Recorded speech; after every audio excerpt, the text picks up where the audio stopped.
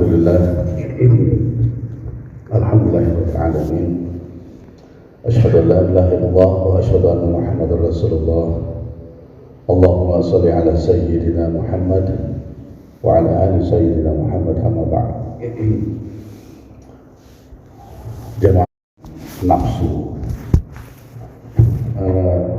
Baginda Nabi menyatakan laukana libni Adam wadiyani min malin labtagha salisan wala yamla'u jawfa bani Adam illa turab, katanya. Dikatakan oleh Nabi Muhammad SAW, laukana libni Adam wadiyani min malin, kalau saja anak Adam itu memiliki dua lembah, ya, penuh dengan harta, gitu. Dikatakan labtagha salisan, dia pasti akan mencari yang ketiga. Wala yamla'u jawfa bani Adam illa turab, katanya. Tidak akan dia tuntas, tidak akan selesai kecuali ya dia sudah meninggal dunia, berada di dalam kubur. Di sini dikatakan turab, ya, yaitu anak Adam itu ya dia sudah berada di dalam tanah, gitu. Jadi dari waktu ke waktu pasti dia akan mengejar bukan sekedar apa yang dihasilkan, tapi dia ingin lebih. Pertama untuk dirinya dia berbicara, kemudian untuk anaknya, ada cucu untuk cucunya, seperti itu, ya. Namun bagi Bapak Ibu sekalian yang saat sekarang diberikan anugerah yang bisa sampai dengan ke cucu, bersyukur, gitu. Cuman sekali lagi, janganlah dijadikan itu semuanya merupakan kita kepada Allah. Jadi bukan tidak boleh, silakan saja, karena ketika Allah memberikan anugerah itu hakikatnya Allah memberikan kelebihan dan keistimewaan kepada kita. Hanya ketika seseorang diberikan kelebihan, hanya dua nanti bisa dilihat, dia bertakwa atau dia lupa pada Allah Subhanahu wa Ta'ala. Kalau dia ternyata lupa pada Allah, maka kufur sebutannya, mengingkari nikmat yang Allah berikan. Tapi kalau ternyata dia mendekat pada Allah, maka dia katakan dia bersyukur. Kalau bersyukur, Allah tambah suka, tambah cinta kepadanya. Yang kedua, ini berbeda sekali kalimat-kalimat ini. Ketika kita belum mendapatkan, gitu, ada dua model. Model yang pertama, model dia orang mendekatkan diri kepada Allah, jadi mengesahkan Allah, dia dapat. Yang kedua, dia betul-betul mengingkari Allah, dia dapat. Ya, jadi Bapak Ibu sekalian, biar kita bisa melihat. Bagi mereka yang mendapatkan kelebihan, keistimewaan yang berbeda dengan orang lain, maka sambil dia beribadah, bertakwa sebelumnya, betul-betul dia mengesahkan Allah, mengikuti apa yang Allah perintahkan, yang disunahkan oleh Rasulullah SAW, dia dapat. Itu namanya ma'unah, bukan ma'uneh, gitu ya, ma'unah itu, ya. Tapi bagi mereka yang dia betul ingkar kepada Allah, jauh dari Allah, dia dapatkan. Ini masih ditanyakan, apakah setelah dia dapatkan lantas dia beriman pada Allah, atau dia melaksanakan kepatuhan, ketaatan pada Allah, atau tidak. Kalau dia mendapatkan sebelumnya, dia tidak takwa, bahkan cenderung mengingkari Allah. Kemudian setelah dia dapatkan juga tambah ingkar pada Allah, ini namanya istidraj. Sesuatu yang dipersiapkan oleh Allah atas orang ini untuk sebentar lagi dia azab. Jadi azab yang akan tiba bukan sekedar di akhirat, di kubur, tapi di dunia akan dikasih. Ini hati-hati, ya. Semacam Qarun, gitu. Kalau Qarun itu dia dekat dulu kepada Nabi Musa alaihissalam, dekat dulu pada Allah, kemudian dikasih, ditenggelamkan itu dengan harta-hartanya, maka namanya harta karun bahasa kita, padahal harta korun, gitu ya. Itu ditenggelamkan dia, kenapa? Karena menjauh dari Allah. Nah, kalau ini namanya orang yang ingkar gitu, ingkar dari Allah. Jadi setelah dikasih takwa sebelumnya, kemudian dia mengingkari nikmat yang Allah berikan. Makanya dalam Al-Quran, fa bi ayyi ala'i rabbikuma tukadziban, ya. Bapak Ibu sekalian, kita harus bersyukur ya Allah, nikmat rasanya kita ini sudah dilebihkan. Apa kita termasuk yang dikatakan maunah? Ya. Pangkat tamtama itu maunah. Kalau kita takwa, pangkat bintara apalagi perwira gitu, itu maunah, ya. Berada di lingkungan halim seperti ini, di masjid ini, apapun tentunya, mau honor, PNS, militer, ada di lingkungan ini sesungguhnya maunah. Dari sudut pandang sesuai levelnya, ya. Nggak boleh sembarangan. Siapa yang sembarangan boleh di sini? Tiba-tiba bawa jamaah duduk ceramah, nggak boleh, gitu ya. Ada saja yang resmi dengan sebuah kepengurusan, tapi agak sedikit berbeda, jadi persoalan buat pimpinan, kan begitu ya. Ada. Artinya apa? Ada di sini. Itu adalah kemuliaan yang Allah berikan, kelebihan.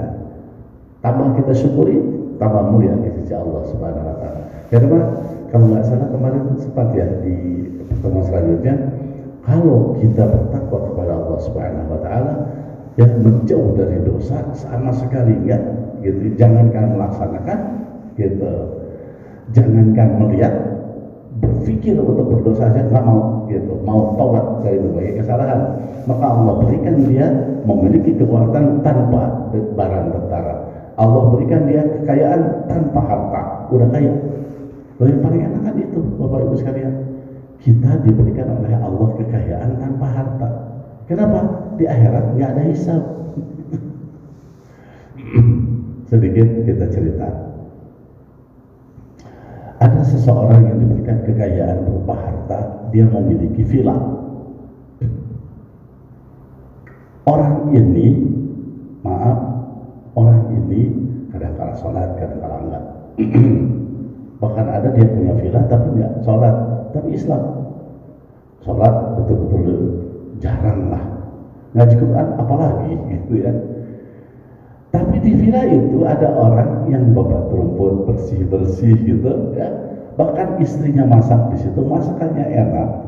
Masya Allah, 5 waktu, sholat tahajud, sholat duha, ngaji Quran. Anaknya tinggal di situ, dibuatkan satu rumah di sana.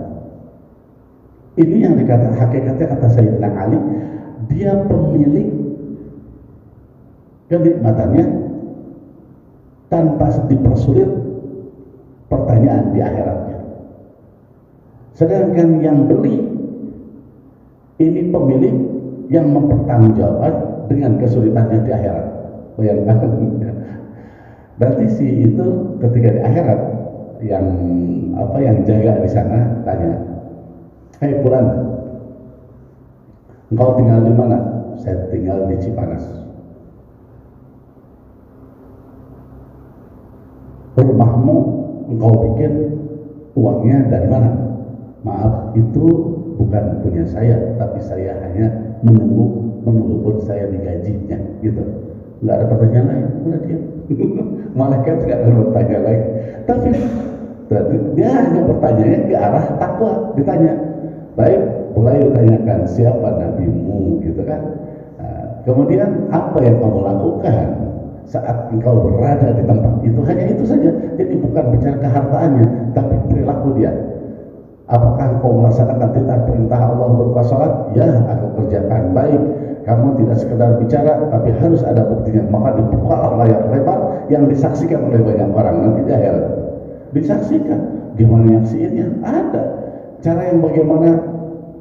Bapak Ibu, maaf, sekarang kita bisa menyaksikan seseorang yang ketika melakukan sesuatu di TikTok, betul ya? Itu dilihat. Jangankan kita melihat nanti di akhirat, sekarang saja itu di TikTok, gitu ya. Subscribernya saya ada berapa semuanya, betul ya? Di situ lihat, ada 200.000 orang, ada 5 juta orang, 3 juta orang. Itu semua ngelihat, ya. Itu satu gambaran perkembangan teknologi ini. Nanti teknologi Allah jauh lebih canggih, karena Allah yang maha kuasa memberikan akal pikiran kepada manusia sehingga manusia bisa membuat seperti ini. Bisa. Nah itu saja yang ditanyakan. Udah rapi, beres, dari bagus, udah rakyat, udah silakan jalan tuh dari hisab itu. Begitu melangkah dari hisab, timbangan itu, nanti muncul timbangan, ditimbang amalnya, beres. Kenapa nggak berat dengan harta? Tapi bagi mereka yang punyanya ini ditanya, itu rumah dipakai apa sebelum kau jadikan rumah, kau bangun, tanahnya punya siapa? Satu jengkal tanah yang diambil oleh kita dengan tidak halal, maaf, Nabi SAW menyatakan ini dosanya panjang. Ibu bapak sekalian, hati-hati, makanya lebih baik kalau misalnya kita beli tanah apa semua, bagus kalau mengurpas, kalau tidak maka lebih baik kita ambil berkurang, biarkan, berikan kepada orang itu daripada kita mengambil walaupun hanya satu jengkal tanah. Bayangkan satu jengkal tanah, dalamnya tanah berapa? Ke bawah itu dosanya. Dosanya ke bawah gitu ya. Nggak boleh, ini sudah hadisnya sahih itu, bicara tentang beli tanah itu.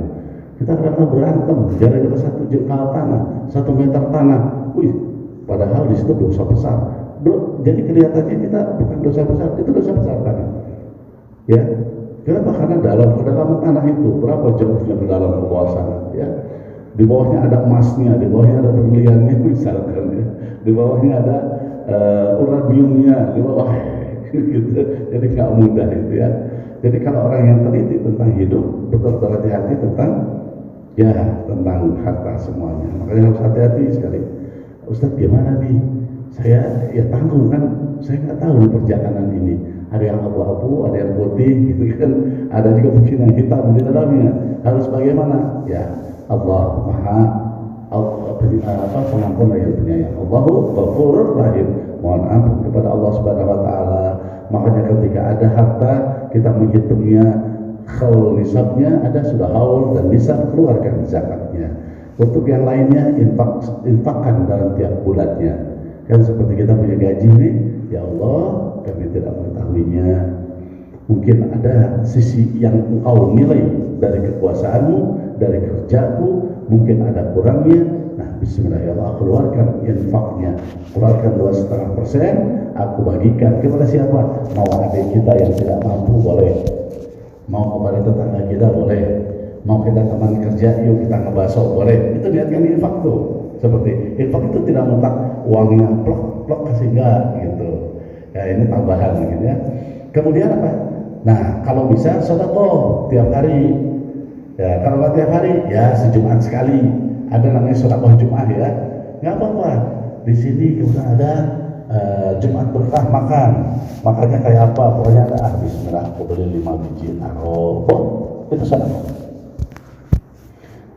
Saya pengen tiap hari keluar dari rumah disiapkan uang 10.000, 2.000, ada apa namanya, sebut Pak Ogah ya, yang di tikungan-tikungan itu, bismillah saya kasih, nggak apa-apa. Atau bismillah berniat tiap hari 50.000 rupiah, 10 disiapkan, aku akan berikan. Siapa yang ada pemulung, siapa yang kira-kira orang yang gitu. Nah itu namanya sedekah. Atau bismillah aku siapkan beli makanan, apapun bentuknya itu sedekah, bisa uang, bisa makanan. Atau kita mau jalan, kebetulan aku akan liburan, saat sekarang ini liburan lumayan sampai dengan hari Senin, aku akan jalan ke Ciwidey misalkan, atau ke Lembang, ambil itu baju-baju yang tidak dipakai, kumpulkan, masukin plastik, 1, 2, 3, dirapikan, disetrika dulu semua, masukin plastik, tumpukin, taruh di belakang mobil, jalan. Saat di jalan lihat ada petani, ada apa, duduk sedikit, ngobrol kita, gimana berkenan ini baju, kasihkan, itu sedekah. Gitu. Kemudian kalau kebetulan RT RW yuk kita kerjasama kerja bakti, ikut, bismillah, niatkan, itu sedekah. Jadi sedekah itu luas, bentuknya juga beragam, modelnya apa saja bisa. Dan terakhir ada lagi yang lain, cuman ini saya hanya membagi kepada bagaimana perbuatan dan bagaimana tempat, yaitu kaitan dengan lisan. Dikatakan kita menyanyi bersalawat gitu, maksudnya bersenandung, orang senang, itu sedekah. Bahkan yang paling ringan daripada itu, tabassumuka fi wajhi ayatika sedekah. Senyum atas saudaramu adalah sedekah. Makanya Ustaz kalau ngobrol sambil senyum gini, itu tiap detik, tiap senyum itu. Nah, ibu bapak kalau ceramah Ustaz senyum gini kan, gitu ya. Kita kan ceramah di ya, gitu. Sesungguhnya kalau boleh saya bilang kalah amal, kalah pahala.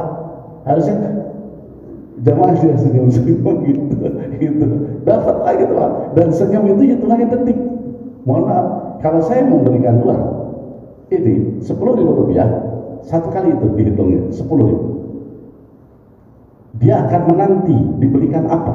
Tapi kalau senyum, sepanjang ini gini, senyum sepanjang ininya ceria, bahagia senyum, detik dihitungannya, detik. Angkanya mahal.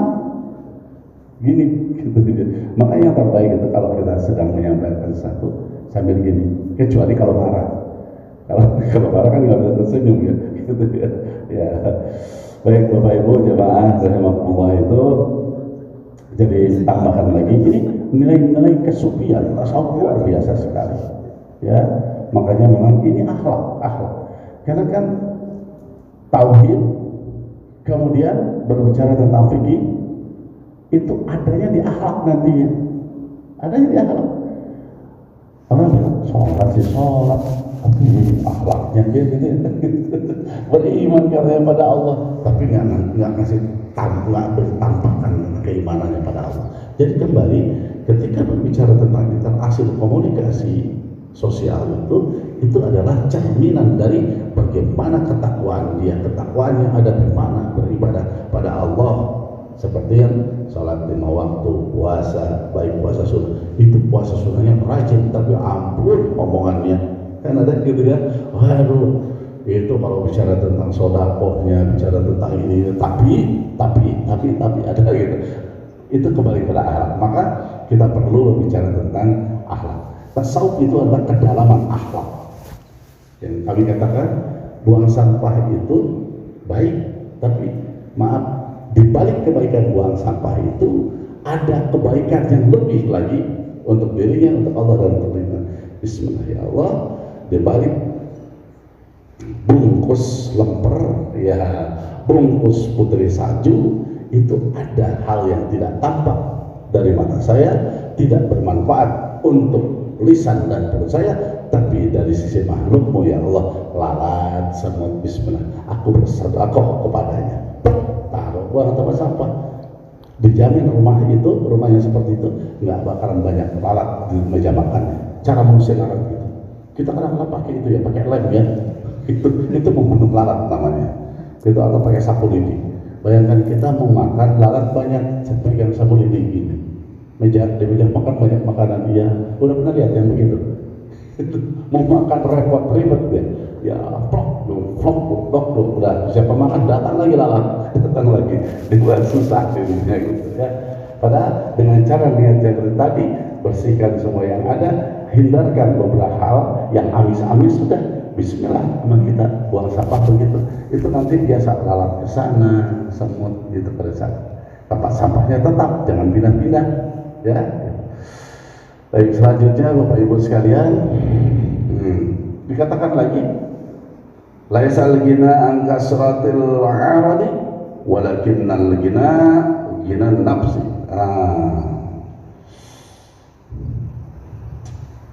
Jadi laisal ghina an kasratil aradi katanya. Jadi kekayaannya haki itu bukanlah dengan banyaknya harta. Ini yang tadi disamakan dengan tadi. Walakinnal ghina nafsi katanya. Ya. Walakin akan tetapi gitu bahasanya. Ya, atau namun boleh ya. Kekayaannya hakiki adalah ghina nafsi, keadaan hati yang merasa cukup. Ya. Nah, orang yang seperti ini nggak akan iri, nggak akan dengki dari pangkat, dari jabatan, dari apa yang dimiliki hartanya, anak yang ada, enggak. Kurang untuk dirinya, dia melihat dari kacamata pandang hatinya, ya Allah, ini anak-anak sudah sholat wajib alhamdulillah, tapi kurang berjamaahnya. Ya sih, nah, dia mulai bercerita tentang bagaimana istimewanya sholat berjamaah. Ternyata kurang dibaca Qurannya. Nah, sini sama-sama dengan Bapak Begitu baca, oh ternyata dia kurang, makharijul hurufnya kurang, tajwidnya kurang. Aku tahu, ajarkan. Ternyata aku juga tidak bisa. Nah, sama bapak kita jalan belajar. Gitu, jalan bareng. Gitu. Ya, saya mungkin sedikit bapak ibu sekalian. Kami punya ada guru, ya, jadi kakak kami itu ada di Sukabumi. Saya ngaji dengannya, saya bawa anak-anak, saya pegang kitabnya, anak-anak pegang kitab. Jadi saya bilang bahwa kita ini seangkatan dalam mengaji kitab ini, kita ini seilmu dan seguru.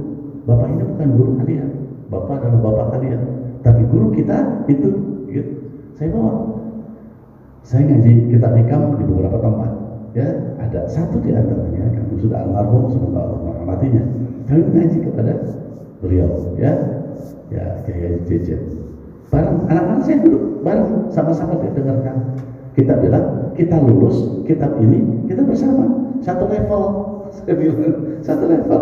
Ini kita ini. Jadi satu apa namanya bahasanya? Ya satu guru kita ini. Nah, jadi Bapak akan bertanya pada kalian kalau perlu sesuatu, kenapa? Karena memang tempatnya kita untuk berdialog, berdiskusi, gitu. Karena dari guru yang sama. Ada sesuatu yang tidak tahu, kita tanyakan bersama, gitu. Saya seperti itu. Jadi tidak berbicara bahwa saya posisi sebagai bapak ketika ngaji bersama satu kitab, gitu. Nah, itu tidak taatin pada gurunya, gitu. Ya, kita tidak menghormati walaupun anak sendiri. Nah, jadi kekurangan apa yang ada pada dirinya, kekurangan apa yang ada pada diri kita, tidak bisa yuk kita sama-sama duduk, nggak ada gengsi, gitu. Nah, itu kita mencoba bagaimana, bukan ilmu itu bicara dunia, harta.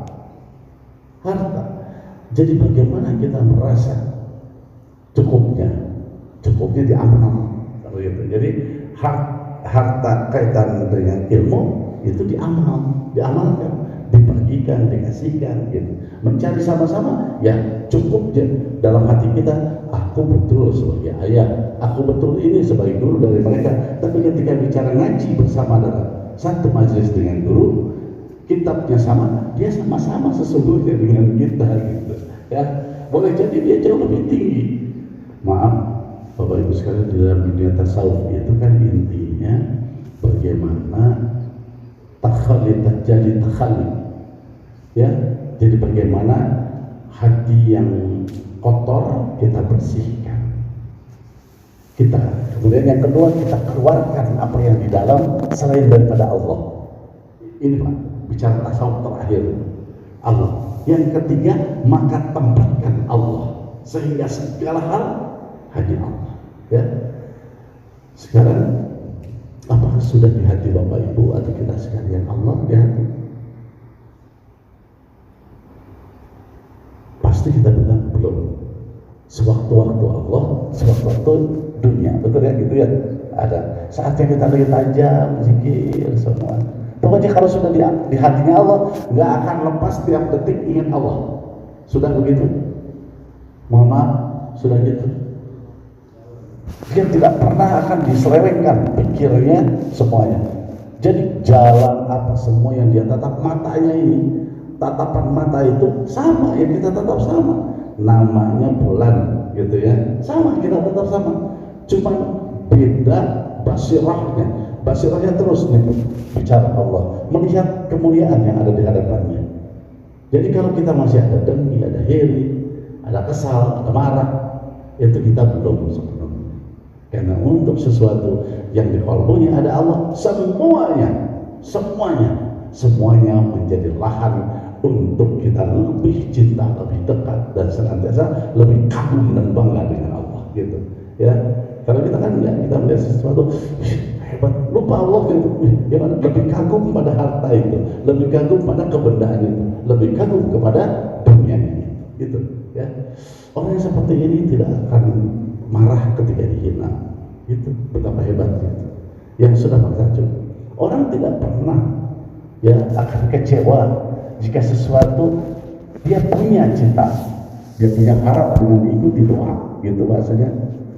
Dia punya cita Bikul harap, dilingkari sabuk tawakal dan dia kepada Allah Subhanahu wa taala. Itu ciri orang kayak gini. Tetap ada harapan. Apa Nabi Muhammad tidak ada cita? Nabi Muhammad SAW. Cita-cita terbesar dari besar Muhammad SAW selamat umat dari murka Allah. Makanya sebelum meninggal tuh beliau ummati as-shalah. Karena beliau tahu umatnya nanti nyepelin salat gitu ya. As-shalah.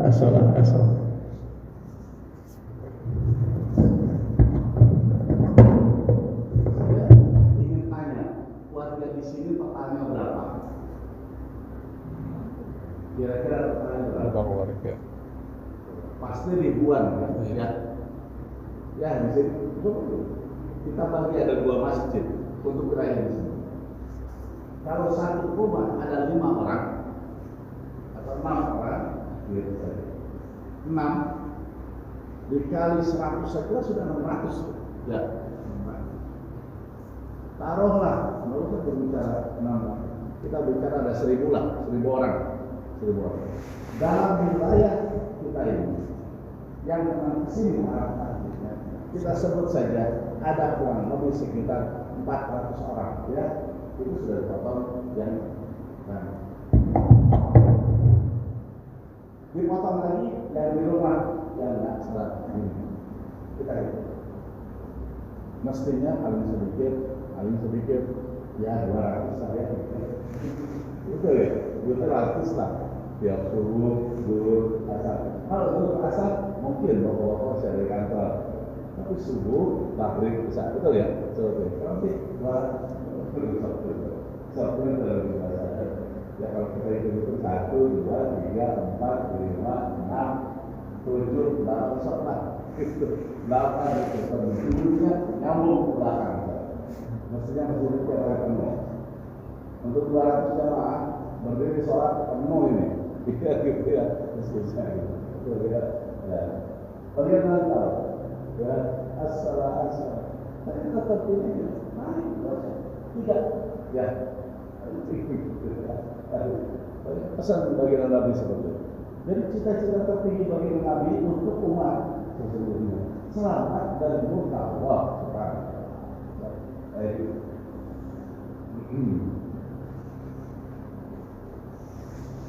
Selanjutnya jemaah Allah Bapak Ibu sekalian,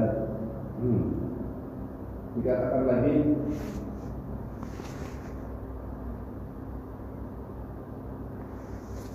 kalau bicara kepada ayat suci Al-Qur'annya di dalam surat An-Nisa ayat 77, qul mata'ud dunya qalil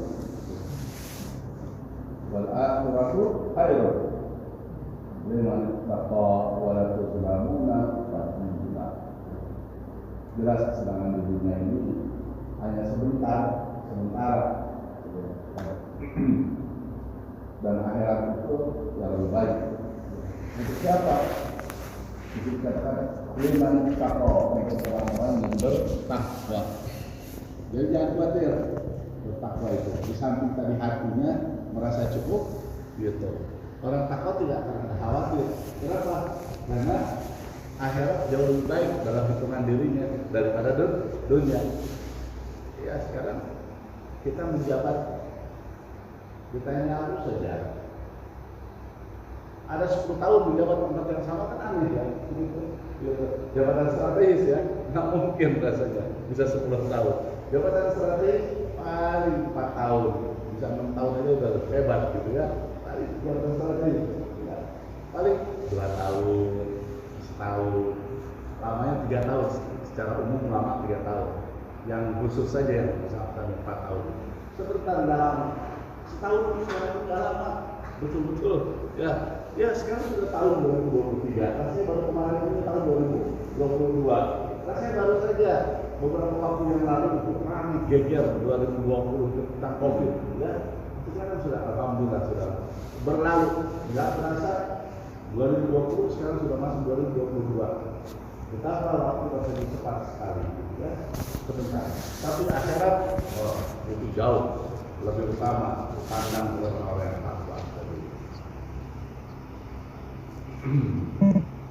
Di sini dikatakan wala tuzlamuna fadila, dan orang-orang yang bertakwa itu tidak akan dizolimi, nanti di sana akan dimuliakan, dibahagiakan, disenangkan.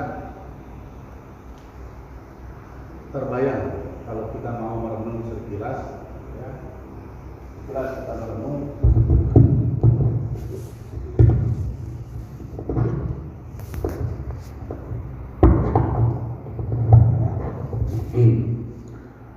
Kita datang sebagai pejabat, ya kita kan sering menerima pejabat ya di satuan di mana kita berdinas. Itu pejabat yang betul-betul dihormati.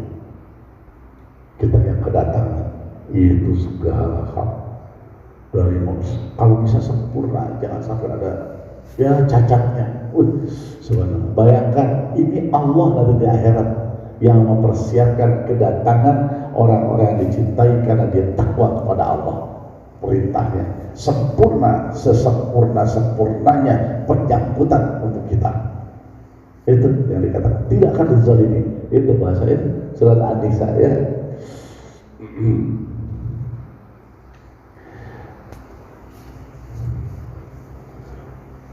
Selanjutnya di sini ada lagi hadis dari Imam Bukhari yang dari Rasulullah SAW, riwayat Imam Bukhari. Ta'isa abdud dinar wad dirham wal qatifah wal khamisah. Jadi in mu'tiya radiya wa illam yuqta lam yarta, katanya. Mungkin ini buat kita dan kita sampaikan buat anak-anak kita. Bagaimana Nabi itu mengecap, apa yang dikecap? Ta'isa abdud dinar, celakalah, itu Bukhari katakan, celakalah hamba-hamba uang, gitu. Dinar itu uang, ya, uang emas jauh dulu. Kan time is money. Orang menyatakan jangan kita ikut kata-kata itu, ya, jangan. Waktu adalah uang, salah besar. Ini hadisnya. Islam nggak boleh ngomong gitu, ya. Ta'isa abdud dinar, celakalah, ya, bagi hamba-hamba dinar yang menyatakan waktu adalah uang, ya. Wa dirham, kalau dirham itu bicaranya adalah perak, ya, perak. Kenapa di situ dikatakan dinar dan perak? Dinar itu emas, orang-orang yang diberikan kekayaan. Kenapa dirham? Dirham itu adalah orang-orang yang diberikan kesulitan. Ini nggak diterjemahkan itu, kamu pernah? Sekarang kita terjemahkan. Banyak orangnya, aduh,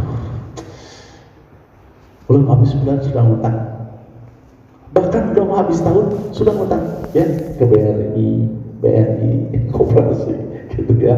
Bahkan belum habis pensiun kita sudah ngutang, ngambil hutang untuk cicil rumah, gitu ya, 10 tahun, ya, rumah 15 tahun, gitu.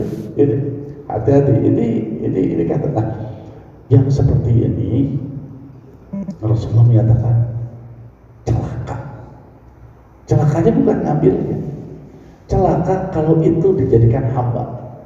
Ya, bayangkan aja kita ngambil sesuatu, ini hamba dirham ya, ngambil sesuatu tipenya hanya tipe 72 atau tipe 60, ya. Ada kan tipe 60 tanahnya itu juga, ya. Kalau bangunannya sih paling tipenya ya ada yang tipe 27 atau 21 kan sekarang seperti itu. Ada, nah, dikejar-kejar. Nah, ini yang dikatakan dengan tipe yang dirham, yang dirham tadi. Tapi kalau yang dinar ini, yang dia bisa kerupan yang banyak, ya. Jadi mudah buat dia beli kendaraan mewah, mudah buat dia untuk beli tanah yang luas, hektaran, mudah buat dia beli atau membangun rumah yang megah. Ini, tapi kalau kita jadi hamba itu celaka gitu. Tapi kalau kita ada tetap bertakwa pada Allah, ini bagus dan istimewa gitu, ya. Gitu. Ada yang lainnya apa? Di sini katakan juga selain daripada dirham wal qatifah. Qatifah itu gimana pakaian? Ibu-ibu, maaf itu kan biasanya untuk ibu-ibu karena memang istri itu perhiasan. Biasanya berdandan, wanita itu biasanya baju, masalah baju. Baju ini bermakna pakaian. Pakaian juga termasuk bagaimana gelang, kalung, cincin, anting-anting seperti itu adanya ya. Ya. Apalagi wal khamisah katanya, ya. Termasuk hamba model zaman sekarang ini, ya model.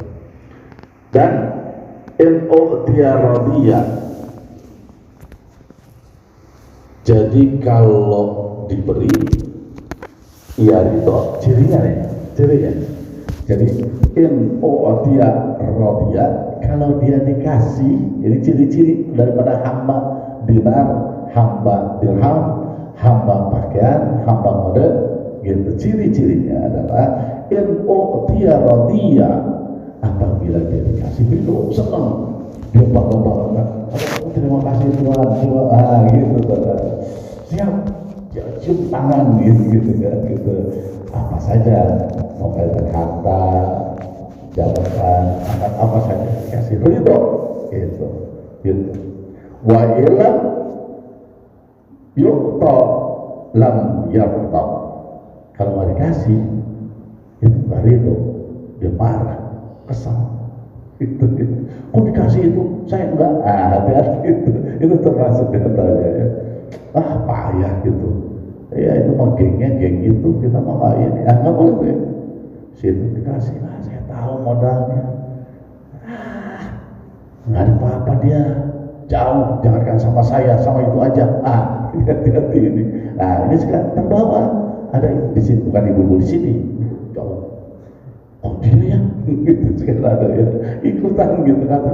Kabarnya si itu ini, modal si itu ya, harusnya itu. Ada cerita lagi, harusnya itu si ini. Nanti ini kalau si ini naik, ini bakal ini, udah pastilah si ini gitu cerita. Ramai cerita gitu. Ya. Bahkan nanti ujung-ujungnya cerita. Lah kok nggak gitu? Enggak, ini kan harus ada kesalahan. Nah itu ciri daripada hamba kita tadi, hati-hati itu ya. Itu yang mungkin disesuaikan dengan keadaan kita. Baik Bapak Ibu jemaah rahimakumullah. Oleh karena itu ini dari Rasul Ibad ya yang mungkin pesan buat kita sudah kita bicara sebelumnya karena kalau orang-orang yang sudah berbicara cinta pada dunia itu pasti cintanya dia pada banyak hal yang setidaknya ada dikatakan cinta terhadap 5 hal dia akan melupakan 5 perkara. Sekali lagi, mencintai 5 hal yang saya akan sebutkan ini udah pasti dia akan lupa 5 perkara. Nah tolong menjadikan bahan buat kita. Seharusnya 5 perkara ini tiap hari ada di benak kita, walaupun tidak setiap saat, tapi tiap hari hendaknya ada. Apa? Yang pertama, yuhibbuna dunya wa yansawna al-akhirah. Mencintai dunia maka lupa akhirat. Pernah ya Bapak Ibu dalam satu hari berpikir, ya Allah nanti saatnya meninggal kayak apa rasa sakaratul maut, kemudian masuk di kubur kayak apa kita nanti di benak, nggak bisa berbuat banyak, nanti dicium ke tangan, saatnya nanti dibangkitkan ya Allah kayak apa itu akhirat. Pernah nggak ngomong gitu dalam diri kita? Kira-kira tiap hari kan kita merenung gitu? Enggak. Kenapa? Itu cirinya kita cinta dunia. Itu sudah pasti ini. Ya jarang kita mikir itu. Kalau kita mikir kayak gitu, dijamin hati-hati hidup. Dijamin akan meningkat kuantitas dan kualitas takwa kita. Dijamin akan meningkat kebaikan dengan sesama. Dan dijamin dia akan indah hidup dalam kehidupan rumah tangga. Ya. Nah saat seperti itulah ini bumi yang kita pijak, malu untuk membuat orang ini cedera. Itu langit Allah, udara Allah, gitu space ya, yang ada space itu kan. Itu kita ada di sana. Dia apa yang dijaga oleh angin, dijaga oleh udara, hampa udara katanya, tapi kehampaan itu juga makhluk Allah. Dia akan menjaga, merawatnya orang ini di mana saja. Kenapa? Bagi orang itu. Ya.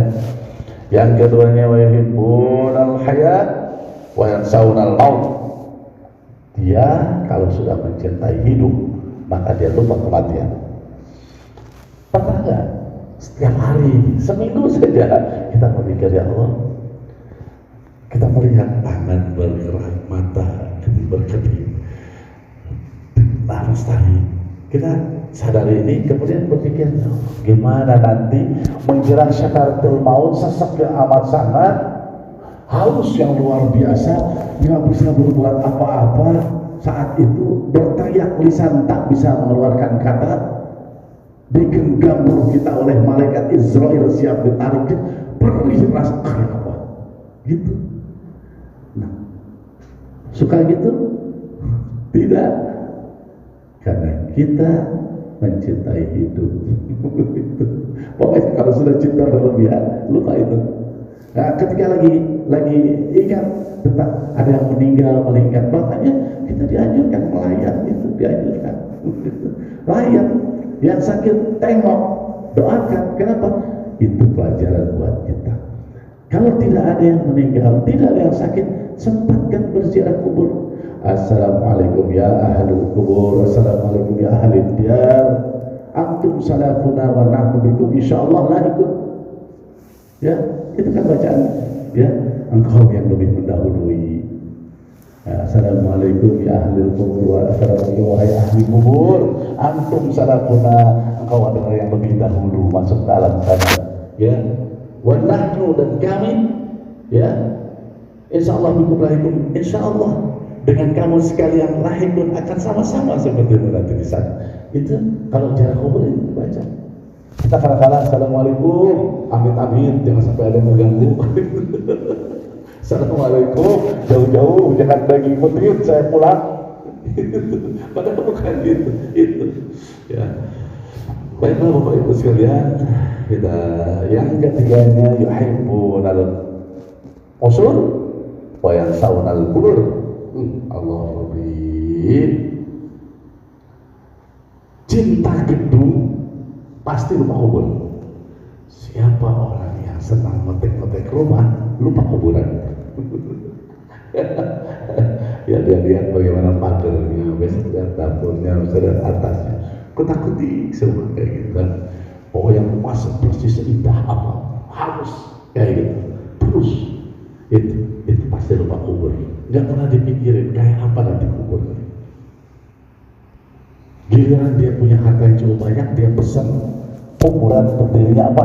Yang kalau bisa ada kolam renangnya, kalau bisa ada tempat untuk main musiknya, kalau bisa ada tempat minibar, kemudian ada juga untuk main biliarnya. Sudah lihat belum seperti itu? Ada. Saya coba masuk di sana. Ini untuk apa? Ini untuk apa? Ini bagaimana biasa di dunianya saat hidupnya sedang berenang, kita buatkan kolam renang, benar-benar sakit. Disiapin alat musik, Bapak sekalian. Saya pikir ini kampanye orang-orang itu benernya ini saya bilang. Ya, senyum kita gitu ya. Nah, kenapa? Saya sadar. Oh iya, tidak setiap orang membaca kitabnya. Kalau membaca kitabnya malu rasanya. Wah, ditata bagus sekali. Penataan penguburan di dalam Islam menyatakan semua yang Islam satukan, yang bukan bedakan, nggak boleh disatukan. Itu penataannya. Jangan kau hias-hias kuburan. Maksud hiasi kuburan itu sehingga nanti bisa disembah-sembah oleh orang-orang setelahnya. Jangan. Tapi rapih perlu, indah percantik boleh. Untuk apa? Sebuah kenyamanan ketika kita berziarah. Itu maksudnya, sebuah penghormatan ta'zim terhadap dia yang dimakamkan. Bisa ibu, bapak kita. Bersihkan, ya. Kenapa? Hidup itu harus bersih sampai dengan kuburan bersih. Untuk apa? Diketahuinya si ini di sini, si ini di sini. Itu ada etika itu sebetulnya, ya. Baik Bapak Ibu sekalian, jangan sampai kita jadi seperti wa yuhibbunal mal wa yansawna hisab. Jadi kalau sudah cinta harta pasti lupa deh tentang negeri akhirat yang akan menghisap kita. Mata dipakai apa, telinga mendengar apa, mulut ngomong apa, hidung mencium bau apa, tangannya ada kelingking, ada jempol, telunjuk, tengah, jari manis, dipakai apa? Telapak tangan dipakai apa? Memeras apa? Yang diperas halal atau enggak? Ya itu. Kemudian itu harta. Jadi kalau kita cirinya maaf ini, ciri saya semua tidak ada pikiran tentang hisab, maka ini orang ingkar dan orang ini bisa jadi maaf itu istidraj dapatnya.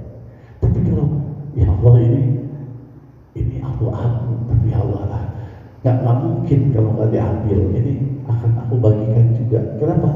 Karena ini hak untuk masyarakat bangsa. Bismillah. Karena nggak mungkin dari sebuah sistem dibagikan. Ini namanya ijtihad. Ya, ijtihad. Ya.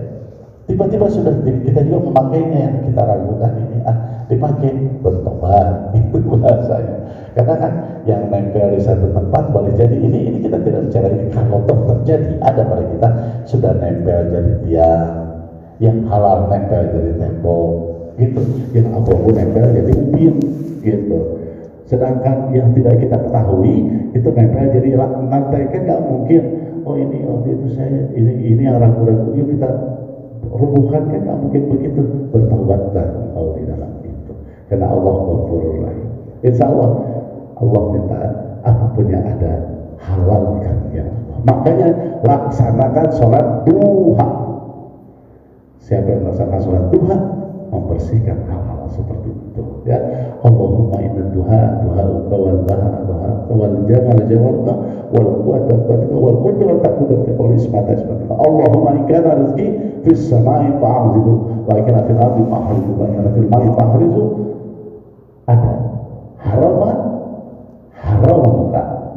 Ya Allah, kalau saya dapatkan yang haram atau ada rezeki yang haram untuk yang jauh, halalkan ya Allah. Makanya duha itu perlu Bapak Ibu sekalian. Karena salah satu 2 rakaat sholat duha, baca itu doa, apapun yang pernah kita lakukan dari keharaman ditempelkan di rumah, ditempelkan di daging dan darah, sama Allah dibersihkan. Karena Allah yang punya hak. Ya, baik, itu yang dapat kami sampaikan. Adapun wa yuhibbunal khalq, ya, wa yansawna khaliq. Mencintai makhluk, maka dia pasti lupa haknya.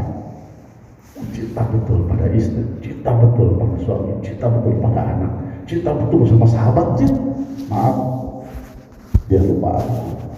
Ya, cinta boleh, tapi jangan betul-betul gitu, jadi kelewatan, jadi bablas nanti. Wallahu a'lam bishawab. Mudah-mudahan apa yang kita lakukan sekarang ini Allah ridho dan tentunya Allah berikan kita rahmat keberkahan. Al-Fatihah. Bismillahirrahmanirrahim. Alhamdulillahirabbil alamin. Arrahmanir rahim. Maliki yaumiddin. Iyyaka na'budu wa iyyaka nasta'in. Ihdinas siratal mustaqim. Siratal ladzina an'amta 'alaihim ghairil maghdubi 'alaihim waladdallin. Amin. Allahumma arina al-haqqa haqqan warzuqna ittiba'ahu wa arina al-batila batilan warzuqna ijtinabah. Rabbana atina fid dunya hasanah wa fil akhirati hasanah wa qina adzabannar. Walhamdulillahirabbil alamin. Assalamualaikum warahmatullahi wabarakatuh.